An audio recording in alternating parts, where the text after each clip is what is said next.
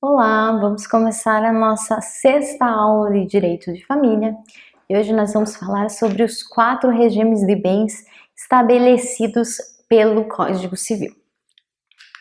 O primeiro regime de bens que nós vamos estudar é o regime da comunhão parcial de bens, que é também um regime legal ou supletório. É aquele que vale se não houver pacto antinupcial entre os cônjuges ou se esse pacto for considerado nulo ou ineficaz. Então, no regime da comunhão parcial de bens, vão se comunicar os bens havidos durante o casamento, com exceção daqueles bens que são incomunicáveis, os bens do artigo 1658 do Código Civil. Então, vamos ver aqui o desenho, ó. Antes do casamento, cada um tem os seus bens particulares, estão separadinhos. Depois do casamento, cada um vai continuar com os seus bens particulares, que já existiam antes do casamento, e vão começar a formar bens novos, bens comuns. E esses bens novos vão ser dos dois. Então, os bens que são adquiridos no casamento são bens comuns.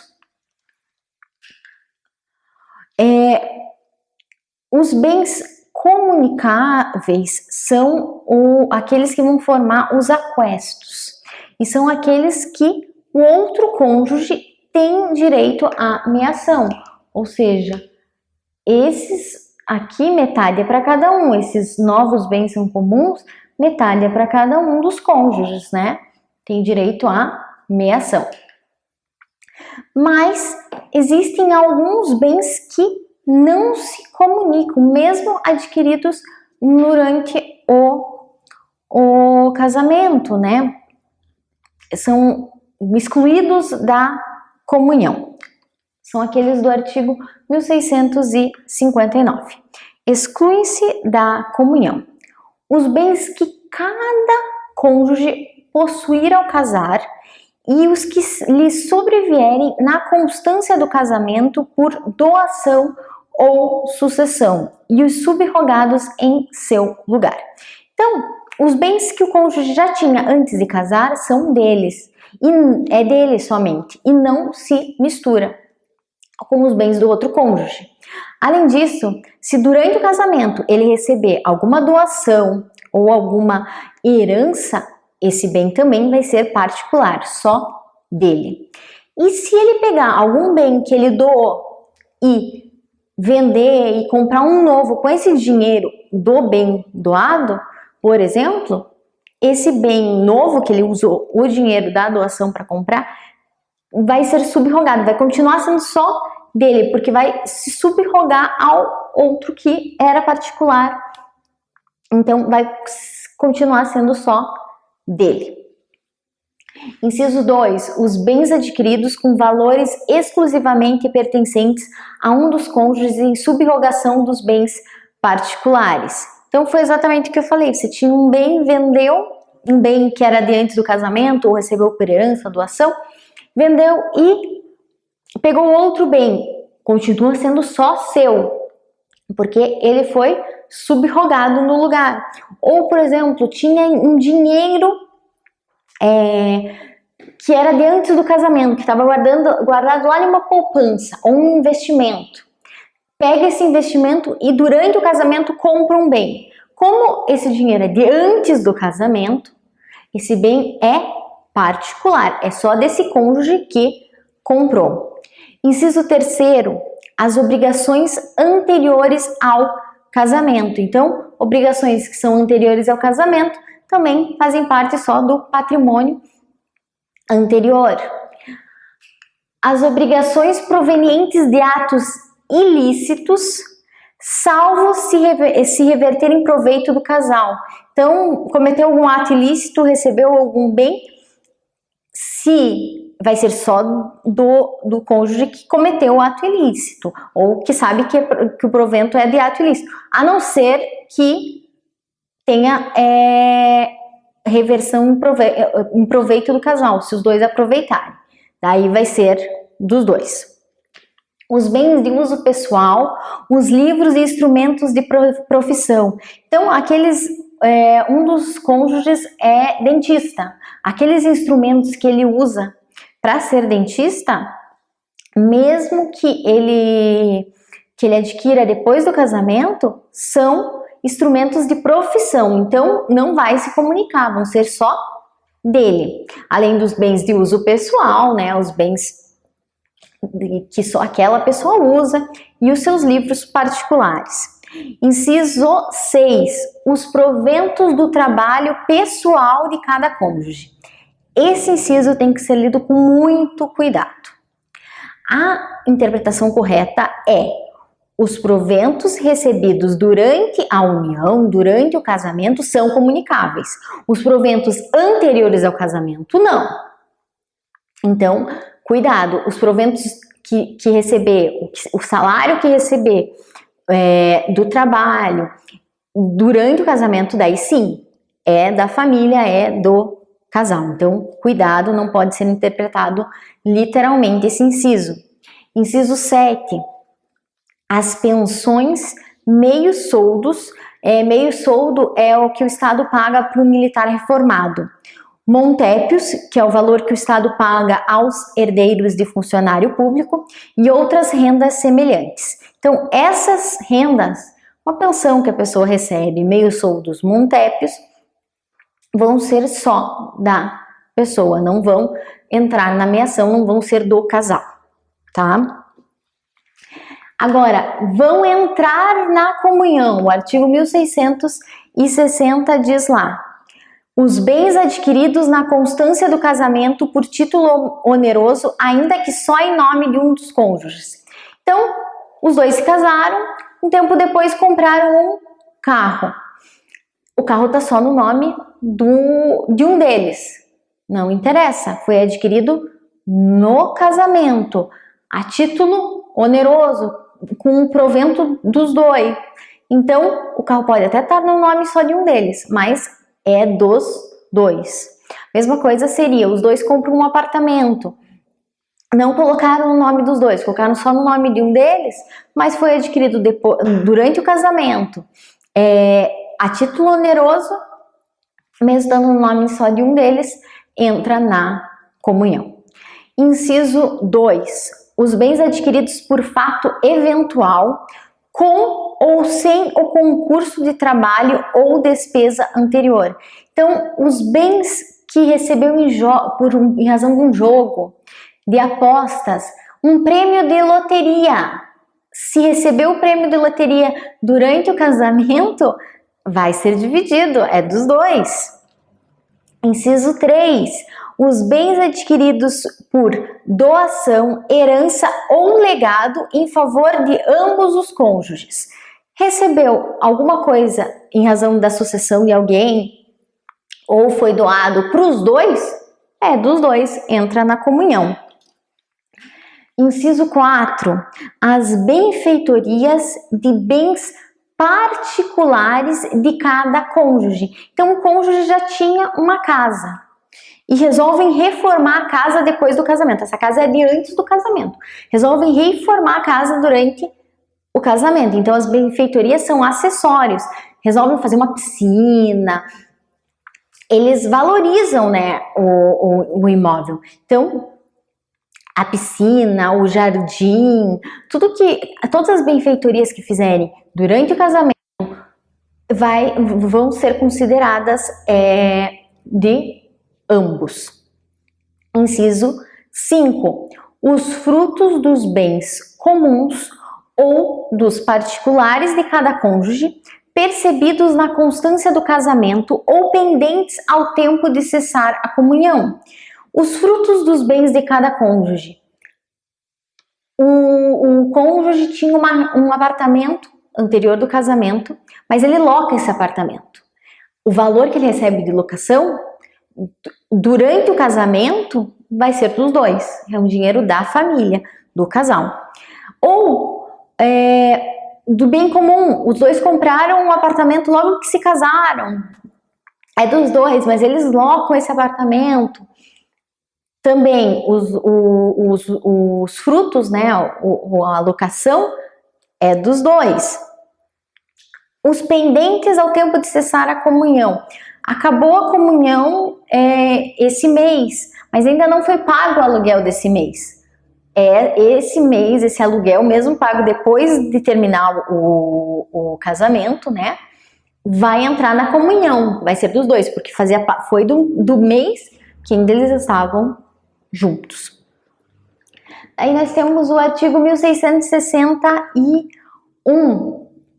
São incomunicáveis os bens cuja aquisição tiver por título uma causa anterior ao casamento. Então, recebeu algo que tem um motivo anterior ao casamento. Vai ser incomunicável. Um exemplo. O homem, enquanto ele ainda não tinha casado, ele vende a crédito um terreno que é só dele. Eles não estão casados, é só dele.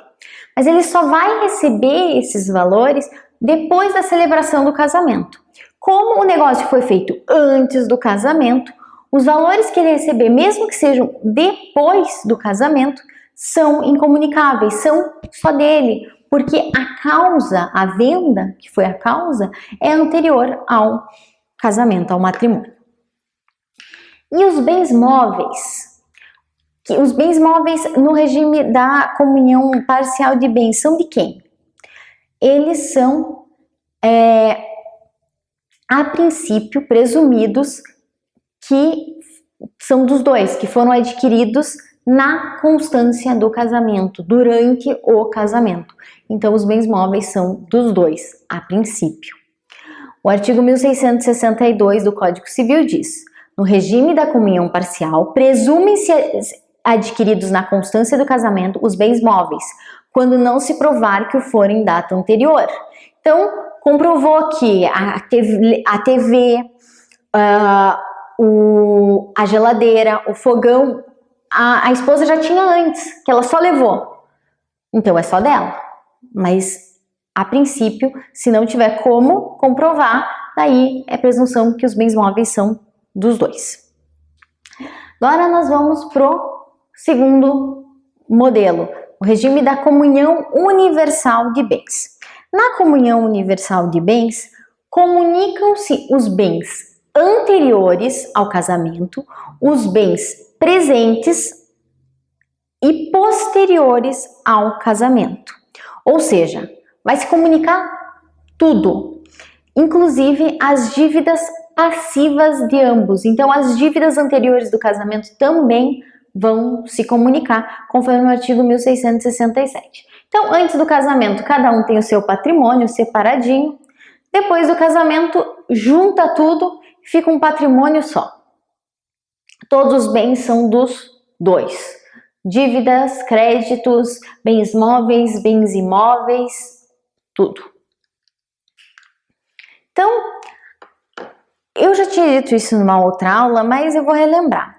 Até a Lei 6.515 de 1977, que é a lei do divórcio, o regime da comunhão universal de bens era o regime legal. Então, se as pessoas não escolhiam o seu regime de bens, elas casavam e tinham como regime de bens a comunhão universal de bens, juntava todo o patrimônio. Então, quem se casou até 25 de dezembro de 1977 e não escolheu o regime de bens, e nem mudou, ainda tem em vigor o regime da comunhão universal de bens. E nele, todos os bens adquiridos durante a união, seja por um ou pelos dois cônjuges, são comunicáveis.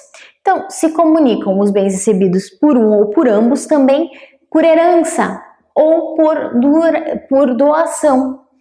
Então, recebeu alguma herança, vai ser bem do casal. Recebeu alguma doação, os bens são do casal. A não ser que tenha uma cláusula de incomunicabilidade, mas daí é um caso específico e requer regras específicas. Mas a princípio, vão ser bens do casal, mesmo que seja um só que deveria receber. A comunhão de bens, então, ela é plena, mas ela não é absoluta em razão desses bens incomunicáveis, que estão lá no artigo 1668 do Código Civil. Então, são excluídos da comunhão, inciso primeiro, os bens doados ou herdados com a cláusula de incomunicabilidade e os subrogados em seu lugar. Então, afasta-se da comunhão os bens em todos os regimes. Se for instituída por testamento, essa cláusula tem que ser justificada, conforme o artigo 1848. Então, é doado um bem para a mulher, e o pai doa e coloca lá que uma cláusula de incomunicabilidade, porque ele quer garantir que aquele bem vai ser só da mulher, vai ser só da esposa, que não vai se comunicar nunca com o homem. Ou no testamento ele deixa que aquele bem tal tem que ser para sua filha e não vai se comunicar. Mas tem que justificar o porquê que ele quer deixar aquele bem tal. É porque eu quero garantir que a minha filha sempre vai ter uma casa. Isso é uma justificativa. Então ele não quer que se comunique por isso. Inciso 2. São excluídos da comunhão os bens gravados de fideicomisso e o direito do herdeiro fideicomissário antes de realizada a condição suspensiva. Então, assim, primeiro, o fideicomisso é uma forma de substituição testamentária em que um primeiro herdeiro, que é o fiduciário, ele pode ser substituído por um outro, que é o fideicomissário. Então, quando o bem estiver com o primeiro herdeiro, existe a incomunicabilidade, porque apenas esse herdeiro que pode cuidar, que pode administrar, que pode decidir. Porque essa propriedade, ela é resolúvel.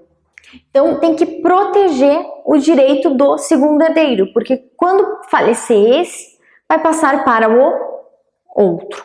Então, existe um substituto. Então, esse bem vai ficar com esse, enquanto ele estiver vivo, e depois vai para o outro que já foi determinado anteriormente. Inciso 3. São excluídos da comunhão as dívidas anteriores ao casamento, salvo se provierem as despesas com seus apressos ou reverterem em proveito comum.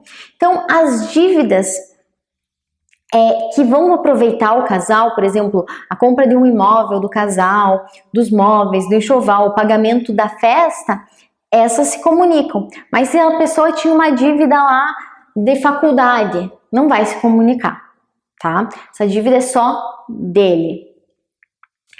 Inciso 4. As doações antenupciais feitas por um dos cônjuges ao outro com a cláusula de incomunicabilidade. Então, antes do casamento, o homem doa para a mulher, o noivo doa para a futura mulher, noiva, um imóvel e coloca lá uma cláusula de incomunicabilidade. Então, vai ser só dela. Inciso 5. Os bens referidos no inciso 5 a 7 do artigo 1659. Então, os bens de uso pessoal, os livros, os instrumentos de profissão, os proventos do trabalho pessoal de cada cônjuge, as pensões, meios soldos, montépios e outras rendas semelhantes.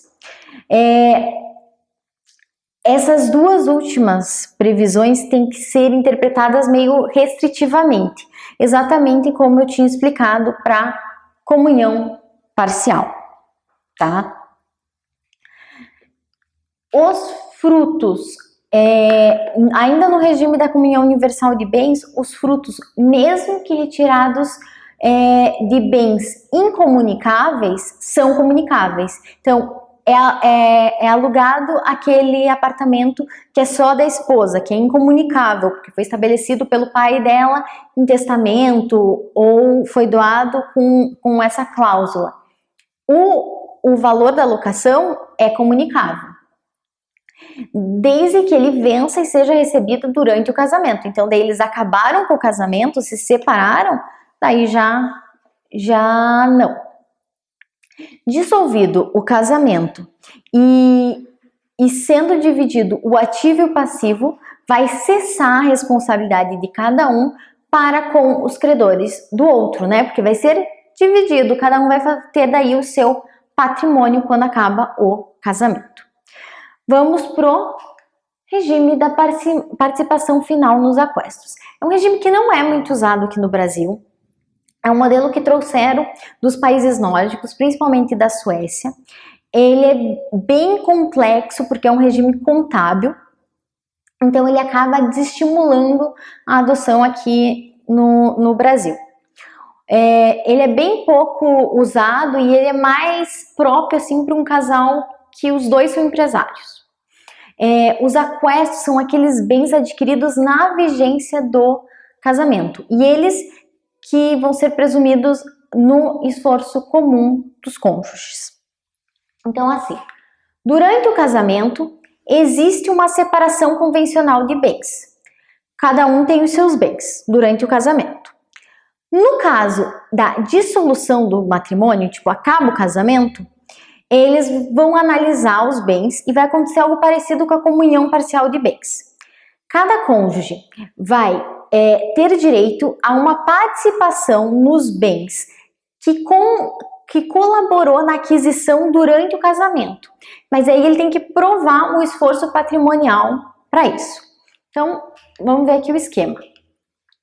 Antes do casamento, cada um tem o seu conjunto de bens. Depois do casamento, cada um continua tendo o seu conjunto de bens e decidindo sobre ele individualmente. Cada um decide sobre o seu. Só que se eles se separarem, os bens que eles adquiriram no casamento vão ser divididos conforme a participação, a colaboração na aquisição. Então, se eles colaboraram na aquisição de todos os bens, os dois, vai ser dividido na metade esses novos bens. Então, integram o patrimônio particular os bens que cada cônjuge possuía antes de casar e os que ele adquiriu durante o casamento. E a administração é exclusiva de cada cônjuge. Só que, ocorrendo a dissolução, deve ser apurado o montante dos aquestos, né, os bens que foram adquiridos, e excluído da soma os patrimônios próprios. Então, os bens anteriores do casamento e os que foram subrogados no seu lugar, os bens recebidos por sucessão ou liberalidade e as dívidas desses bens. E vão presumir-se adquiridos durante o casamento os bens móveis, mas essa é uma presunção relativa. E ainda nós temos o regime da separação convencional de bens. Não há qualquer comunicação de nenhum bem, seja ele posterior ou anterior à união. Então, a administração dos bens é de forma exclusiva de cada cônjuge. Cada um tem os seus bens separadinhos, antes do casamento e depois do casamento, continua igual. Cada cônjuge pode alienar ou gravar com ônus real os seus bens. Cada cônjuge decide sobre os seus bens. Então, ambos os cônjuges, por isso, cada um tem o seu patrimônio, antes do casamento e depois, tudo igual, ó. Sempre eles vão ter, cada um o seu montante, nunca vai se misturar, por escolha deles. Então, os dois cônjuges vão ter que contribuir para as despesas da casa, do casal, na proporção dos seus rendimentos pelo trabalho e dos seus bens, salvo se no pacto eles já estabelecerem outra situação. Então, a princípio, na proporção do seu trabalho e dos bens, eles vão contribuir com a casa. Se o homem recebe mais, ele vai contribuir mais com a casa do que a mulher, mas os dois vão colaborar. E a não ser que no pacto já esteja estabelecido, no pacto antinupcial.